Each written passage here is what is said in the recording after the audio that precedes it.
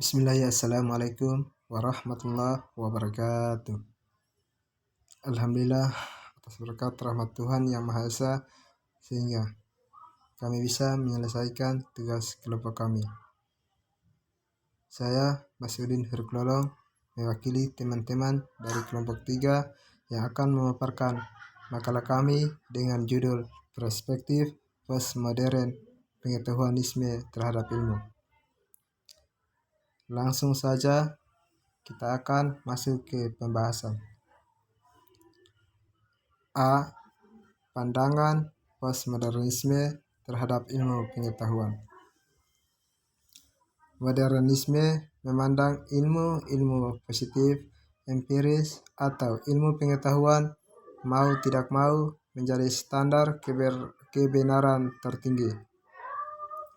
Artinya, pandangan modernisme yang objektif dan positifis mengakibatkan nilai moral dan religius kehilangan wibawa, maka timbulnya disorientasi moral religius menuju suatu kekerasan, keterasingan, dan disorientasi hidup.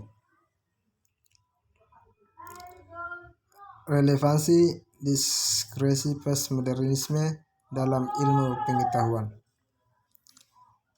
Bagi pemikiran postmodernisme, mereka tidak memandang ilmu pengetahuan modern sebagai universalisme, karena postmodernisme menolak penjelasan yang bersifat universal, harmonis, atau bahkan konsisten.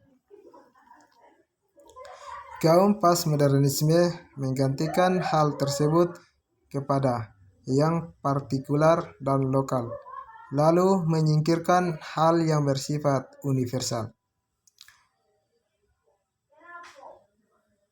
Watak yang menonjol dari era postmodernisme ini mengangkat konsep pluralisme, penekanan kepada konsumsi empiris dalam arti penekanan pada nilai individualitas dari manusia sebagai sang otonom.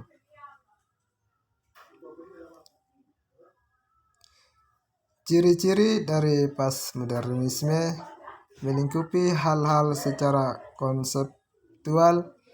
Ide yang meliputi 1. Ide yang menghendaki penghargaan besar terhadap alam ini sebagai kritik atas gerakan modernisme yang mengeksploitasi alam.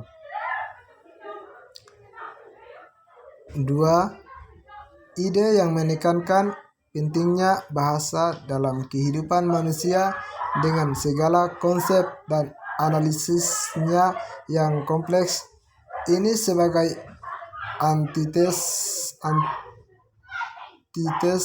pengetahuan.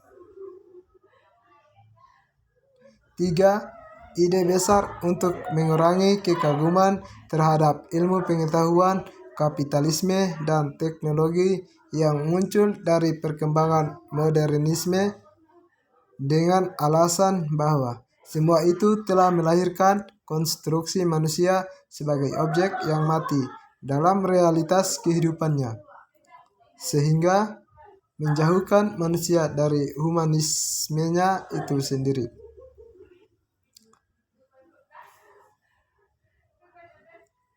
4. Ide pentingnya inklusivitas dalam menerima tantangan agama lain atas agama dominan, sehingga terbuka munculnya ruang dialogis. Ini muncul sebagai akibat menjamurnya dan tumbuh kembangnya realitas modernis yang menempatkan ideologi sebagai alat pembenar masing-masing. 5. Sikap yang cenderung permisif dan menerima terhadap ideologi dan juga agama lain dengan berbagai penafsiran. 6. Secara kasuistik munculnya ide pergeseran dominasi kulit putih di dunia barat. 7. Merupakan ide-ide cemerlang yang menjadi daya dorong kebangkitan golongan tertindas seperti golongan ras, gender, kelas minoritas secara sosial yang tersisihkan. 8. Ide tentang tumbuhnya kesadaran akan pentingnya intervensi secara radikal dari semua pihak dengan cara yang dapat dan memungkinkan terpikirkan oleh manusia secara menyeluruh.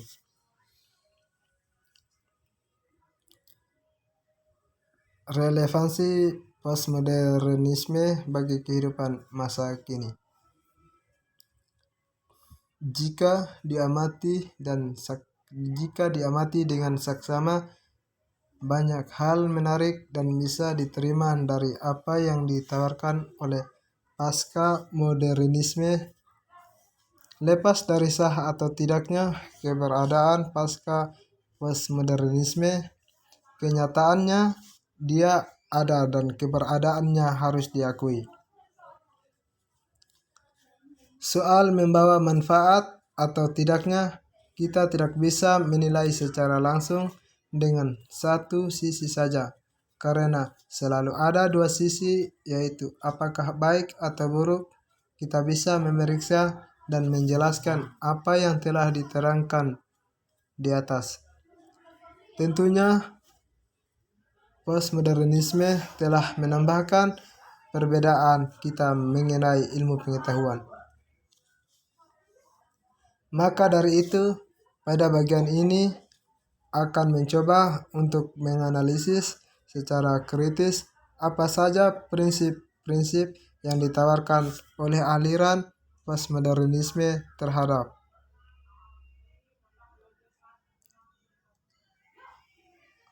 paham postmodernisme ingin menghilangkan pendasaran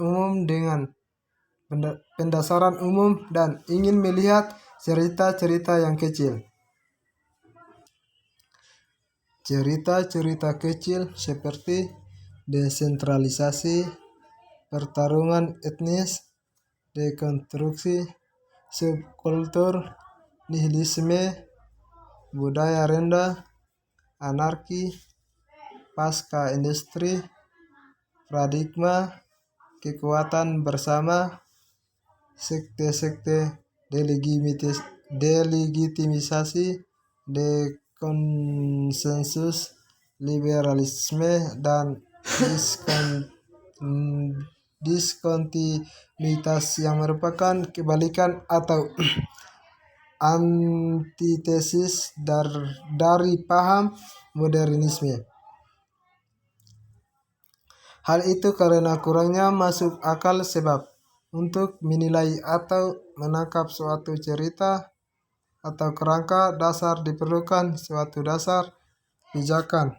Karena hal ini tanpa adanya kerangka atau dasar pijakan tersebut, kita tidak bisa bicara apa-apa. Selain itu, kita tidak hanya berpegang pada cerita-cerita lokal atau keyakinan setempat. Sangat sulitlah untuk mengambilkan sebuah keputusan, dan yang terjadi adalah siapa yang kuat, itulah yang akan menjadi pemenang. Baik, penutup. Kesimpulan, gejala postmodernisme yang merambah ke berbagai bidang kehidupan tersebut, yang di dalamnya termasuk ilmu pengetahuan, merupakan suatu reaksi terhadap gerakan modernisme yang dinilai mengalami kegagalan. Modernisme yang berkembang dengan ditandai oleh rasionalisme, materialisme, dan kapitalisme yang didukung oleh sains dan teknologi mengakibatkan timbulnya disorientasi moral keagamaan religius, terutama runtuhnya martabat manusia. Oke, mungkin dari itu yang kami sampaikan. Bila ada kesalahan dari kami, maka kesalahan itu dari kami sendiri. Dan bila ada kelebihan, maka kelebihan itu dari Tuhan yang Maha Esa. Ada pepatah, setiap kesalahan itu adalah motivasi terbesar untuk memajukan konseptual kita. Jadi itu yang dapat kami sampaikan. Wabillahi taufiq walhidayah. Wassalamualaikum warahmatullahi wabarakatuh.